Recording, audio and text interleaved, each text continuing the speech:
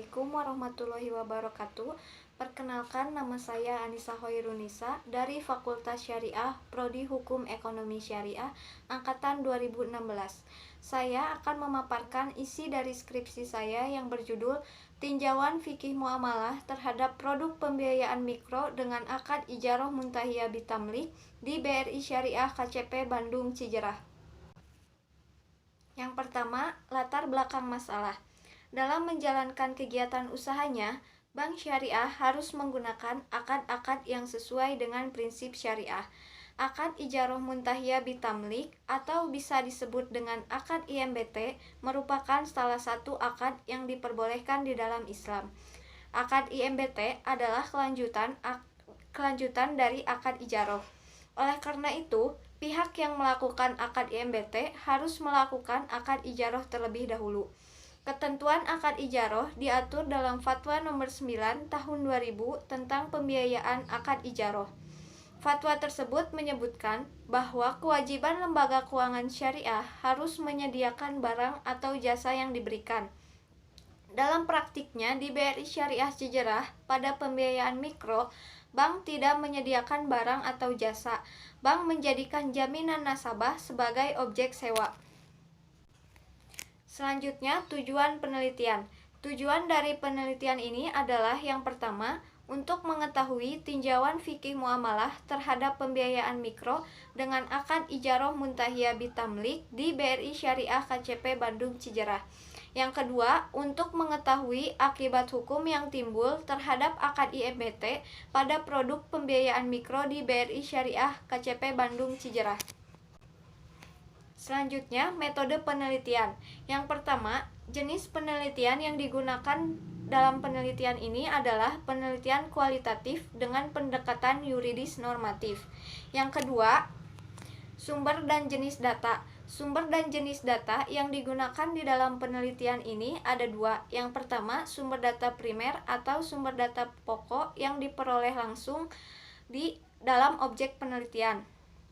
Yang kedua, sumber data sekunder atau sumber data pelengkap daripada sumber data primer. Sumber data sekunder ini terbagi lagi ke dalam 3 jenis bahan hukum. Yang pertama, bahan hukum primer, yang kedua, bahan hukum sekunder, dan yang terakhir, bahan hukum tersier.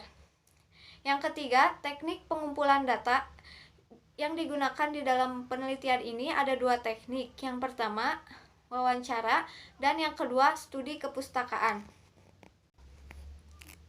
Yang selanjutnya, hasil dan pembahasan. Pisau analisis yang digunakan dalam penelitian ini adalah syariah compliance atau kepatuhan syariah. Sebuah bank dapat dikatakan syariah apabila menghindari 3 prinsip. Yang pertama, maisir, yang kedua, goror, dan yang ketiga, riba. Transaksi akad IMBT dalam pembiayaan mikro terbebas dari unsur taruhan dan tidak ada pihak yang menang dan kalah, sehingga produk pembiayaan mikro dengan akad IMBT ini terbebas dari prinsip maisir. Selanjutnya, objek sewa di dalam akad IMBT secara jelas diketahui spesifikasinya karena nasabah memberikan bukti kepemilikan asetnya. Sehingga produk pembiayaan mikro dengan akad IMBT ini terbebas dari unsur goror. Yang ketiga, praktik penerapan akad IMBT pada produk pembiayaan mikro melakukan transaksi jual beli aset nasabah. Kemudian melakukan jual beli aset nasabah, kemudian dibeli kembali oleh nasabah. Jual beli tersebut termasuk ke dalam karakteristik bai al-inah. Bai al-inah adalah salah satu jenis jual beli yang dilarang karena riba. Selanjutnya, akibat hukum yang timbul dari akad IMBT adalah yang pertama, hak dan kewajiban ijaroh, yang kedua, hak dan kewajiban jual beli atau hibah. Kewajiban bank dan nasabah melakukan akad IMBT tidak terlepas dalam Fatwa DSN MUI tahun 2000 tentang pembiayaan ijaroh. Dalam fatwa tersebut menyebutkan bahwa kewajiban lembaga keuangan syariah adalah menyediakan barang yang disewakan atau jasa yang diberikan.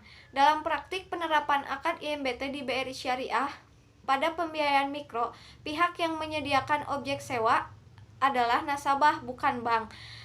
Nasabah wajib menjual terlebih dahulu asetnya kepada bank, kemudian aset tersebut dibeli kembali oleh nasabah secara angsuran.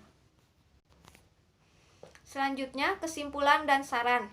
Kesimpulan yang pertama, tinjauan fikih muamalah terhadap pelaksanaan akad IMBT pada produk pembiayaan mikro di BRI Syariah KCP Bandung Cijerah secara syariah compliance atau kepatuhan syariah belum patuh terhadap prinsip-prinsip syariah karena masih melakukan transaksi hilah ribawi. Yang kedua, akibat hukum yang timbul dari akad IMBT adalah hak dan kewajiban. Terdapat kewajiban dari akad ijaroh yang tidak dilaksanakan oleh bank. Tidak terpenuhinya kewajiban tersebut berakibat pada rusak atau fasidnya akad jual beli dalam penerapan akad IMBT. Yang selanjutnya ada saran untuk regulator fatwa agar lebih rinci dan spesifik dalam membuat fatwa dan menjelaskan larangan transaksi yang bertentangan dengan syariah. Yang kedua, untuk masyarakat diharapkan memilih akad IMBT untuk memenuhi kebutuhan secara non-tunai. Yang ketiga, untuk peneliti selanjutnya membahas mengenai minat nasabah dan sistem pembayaran terhadap akad IMBT. Sekian pemaparan dari saya. Mohon maaf apabila ada kesalahan. Wassalamualaikum warahmatullahi wabarakatuh.